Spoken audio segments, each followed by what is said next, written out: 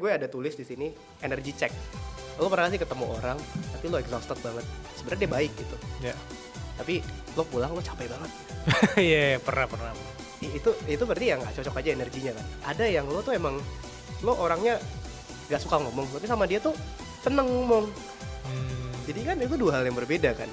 Ya. Nah, itu tanda pertama. Terus yang kedua tuh gue punya rules namanya friendship triad. Jadi lo tuh bagi teman-teman lo, ada teman inti, teman aktivitas, teman momen.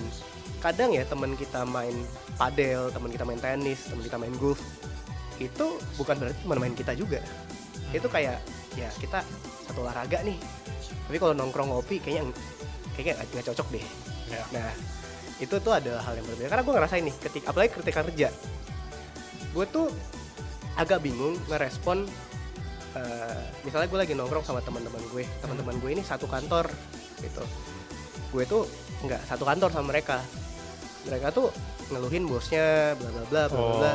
Jadi gue tuh lebih cenderung mendengarkan kan, banyak mendengarkan tanpa memberikan opini, karena satu ya gue nggak ada Nggak di situ juga kan. Terus juga gue nggak tahu orangnya, ya gue cenderung mendengarkan, dan kadang tuh exhausting bagi gue.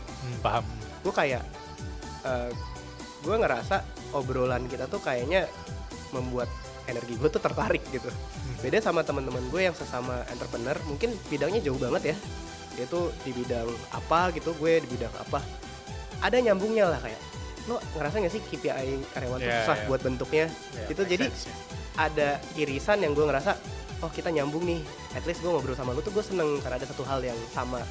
Mungkin kalau pas tingkat SMA kan ya semua orang sama gitu loh. Lagi mencari juga sih. Iya, kita belajar matematika ya, lo juga belajar matematika, gue belajar fisikal.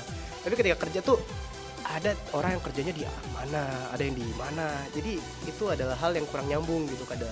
Itu yang gue rasain. Makanya gue coba membagi mana temen inti gue, mana temen aktivitas gue, mana temen yang ada di momen itu doang. Nah terus 3 tuh gue tuh selalu pakai boundary starter sentence. Jadi gue ketika ngobrol sama orang tuh kayak pertama kali gue ada kata-kata pamungkas untuk nilai mereka gitu. Oke, let me know. Nah